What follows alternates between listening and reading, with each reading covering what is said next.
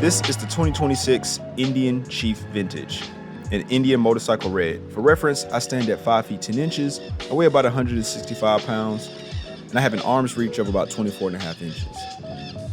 This bike is powered by the 1/16 Thunderstroke. It has skirted fenders in both the front and the rear, and it has 4 inches of rear suspension travel and a solo style floating seat. It also comes with Indian Motorcycle's Ride Command, which is digital gauges, and it also has GPS navigation built in.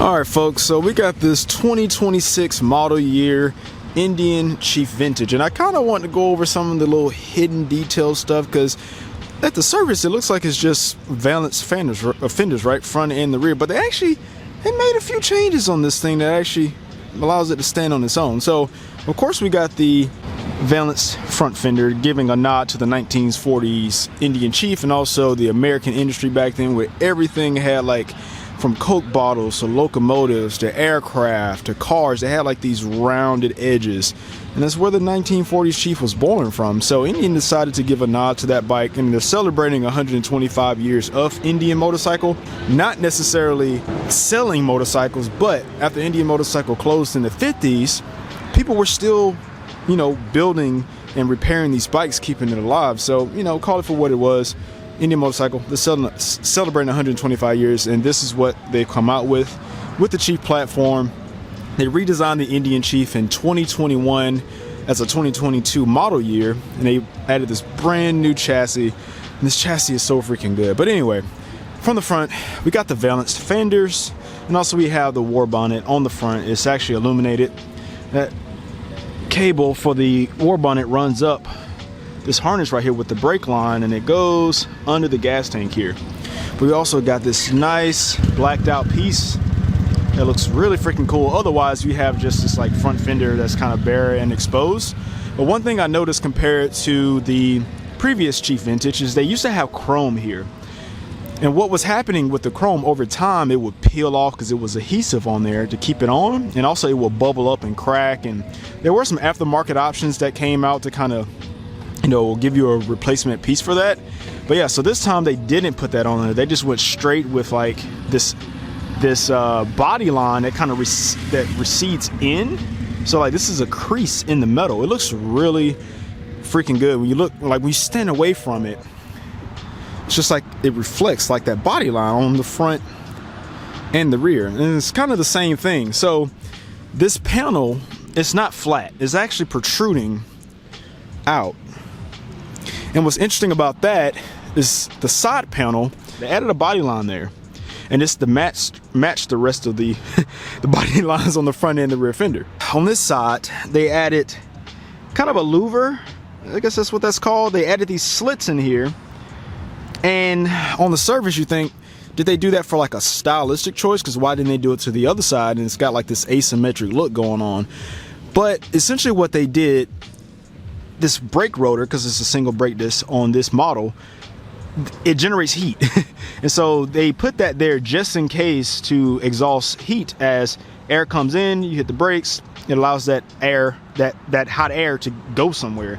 Now I asked about this, and they said that there was no indication that the brakes were fading, but they added that as a precaution. So I thought it was really neat. It adds a bit of contrast when you're looking at the fender from that side. But if they put it on this side to try to make it symmetrical, it wouldn't really serve a purpose, right? So, I mean, maybe somebody might decide to change out the wheel and put like dual rotors or something like that. Because the thing about this platform with the Chief, even though this has like a different front and rear fender setup, every single piece from the other Chief models will fit on this bike. So there's no thought like, oh, you know, will mine bolt up? Or if you decide to put, I don't know why you would take off the front and the rear fender, but you may not like the seat. or you may not like the nacelle covers that are covering up the fork tubes. All the components are interchangeable. Now coming back to this front, we got the nacelle covers off of the Dark Horse and the Bobber, if I remember. I forget, but the nacelle covers, they essentially hide all of the wiring that's back here, and also they cover up the front, the fork tubes. So if you look right here, there's a piece. My fork risers for my Indian Chief, they don't have this center piece. I don't really know why they added that center piece, but it would make installing the risers a little bit easier, because with this piece not here, you have to turn these independently when you're trying to install the handlebars, and they can kind of get like out of sync. So having that piece does allow you to kind of install these easier. But coming down, one thing I've been very critical of Indian about on these bikes is the wiring. You can be like, this is like a centerpiece, right? The triangle here. But on mine, like, there's like a lot of cable here, but they actually added a separate component here that kind of traps that cable and keeps it from hanging down. I may actually end up buying this for my Indian Chief, but I actually think it's drilled into the frame. But it's just like a, I don't know what that's called, like a zip, not a zip tie, but like a clip that goes through the frame, and it just holds that cable up. But anyway, I like it. It cleans it up. And I think a lot of people might end up buying that for their bikes, because we have all these cables. You got the GPS module, you got the USB cord that goes up to the rod command. Yeah, there's just a lot of cable that hangs down here, and you want to clean that stuff up. So for this model, they decided to powder coat from factory these heads and also the push rod tubes, and also they machined the heads. So there's, if you notice on the other Indian Chief, these are like the part of the fins that, because it's an air-cooled engine, it exhausts the heat from here because it's air-cooled. These are actually blacked out. So it just contrasts really well with this engine. I love it so much. And I'm glad somebody is finally starting to, powder coat the engine and do more versus just having like blacked out or chrome. So moving on to the seat. I was very surprised with the seat. I put almost 100 miles on this seat. The whole time I was thinking, like, when I throttle down, I'm gonna slide off the back of this thing, and I can confidently say that I did not slide off a single time, and I did not have the fear of sliding off. But Indian actually put a lot of work into this seat, and if you look how it dips a little bit, it actually cups you really well. So when you hit it, even in sport mode, you're not sliding off. Now I weigh about 165 pounds. Actually, no, I weigh about 150-ish pounds, and I'm about 5'10", and I got about, I forgot my inseam, but anyway, I'm not super big, but I have seen some bigger people sit in this seat, and they also have said like they didn't feel like they were going to slide off the back. But looking under here, they've actually added like little detail, like that little indentation. They have like these little lines to kind of give it contrast on the bottom, and this panel. They really engineered a lot in this seat to get it right, and they claim that this is their most comfortable seat that they've made as an OEM option for this Indian Chief platform. Now, obviously I would need more miles on it, but they're confident in that. We got the bobber covers for the 4-inch rear suspension springs. So you don't see the springs like you do on the other ones. These are just covers. And I asked them about this, and they said they went with this to go with the style of the 1940s Indian Chief. Moving on to the rear fender, what you can't see other than this little piece right here on the back. Sometimes on this rear signal panel right here, I noticed that actually you can peek, see it right there. I think they should have put a little bit of a piece of maybe sticky tape on the bottom of the signal light bracket, because the signal lights, they pop out every so often. So let's see if I can push it back up in there. When you hit a bump, see that? That's a little hidden thing that kind of pokes out. But this is actually not the same tire that you're going to find on the other Indian Chief models, because to keep with the theme of this being a modern classic of the 1940s Indian Chief, they put a 150 on the back instead of a 180. And also the subframe is actually smaller than on the other Indian Chief models. So for all the accessories to fit, like the saddlebag and everything, they're going to be selling a separate bracket that allows you to mount up to this, so all the other accessories will fit exactly like it would on the other bikes. So one thing about Indian is they're going to take a bike and they're going to make sure that all the accessories for the other trims and even some of the Scout pieces, because the Scout has similar triple options that will fit up here. they're gonna make sure that all that stuff is interchangeable, so they're not having to remake those components. So if you want to turn this into, I don't know why would you, for the front end and rear fender, you want to turn it into a Chief Bobber or do anything else, you can. Now we do have floorboards, and I've been riding this thing very spirited. I've been scraping the crap out of these floorboards on both the right and left side, but I gotta say, with that 150 on the back compared to the 180, this thing will lean and hustle. It will surprise you. And I've been having a blast on it the entire day. Now, one thing that may get a few people is Indian decided to put the ride command on here, which is a 4-inch digital display. It gives you like your fuel range, it shows you like cruise control, it has an ABS light, shows you when the side stands down, has GPS, various different things. But being that this is a modern classic, you would think they would have put the analog display on it. There isn't an analog option for this bike. But being that, again, this is the Indian Chief platform, you can technically take the electronics off and put the analog on it if you want. One thing that they're touting on this Chief Vintage is the ride command is 25% faster compared to previous year models. I've been very critical of the ride command because sometimes it boots very slow on the Scout and also my bike sometimes, but you just learn to get used to it. But I can say it is more responsive on here. And it has pretty much all the other options that you're going to have on the other Indian Chief models. They did say that you can actually send GPS coordinates from your phone now. I guess using faster instead of having to type it in. Apparently that's more reliable this time around. So for those of you that do that, I know some people they like to upload their custom routes to the bike instead of having to manually type that stuff in. So that should be a welcome addition. One thing that doesn't get talked about enough on this side of the engine, behind the primary cover, when they came out with the Sport Chief in 2023, they put a slipper clutch behind that primary. Now, if you have a non-23 model like myself, you would have to buy a new primary cover just to accommodate the extra plates required and mechanism required for the slipper clutch. But this bike doesn't have a slipper clutch. All in all, I can tell you guys, if you have not, definitely get a chance to ride on this thing, man.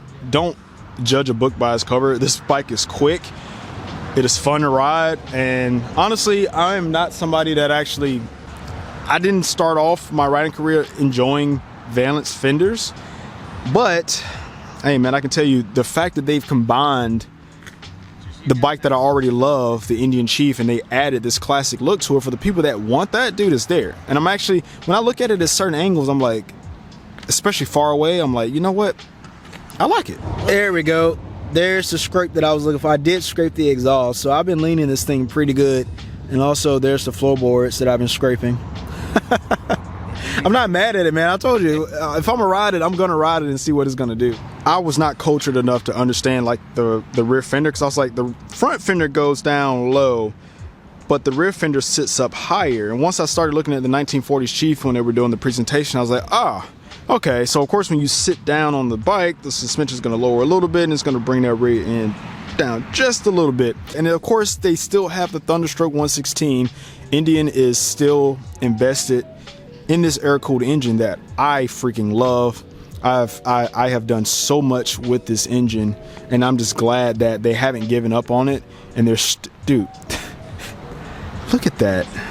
That is a beautiful bike. The headlight actually is a little different. I want to show y'all this. Actually, I think I'm gonna have to start the bike for you to see that. Look at this. Look at that. Little nuggets all across this bike, man. I know some of you are gonna be putting that headdress on.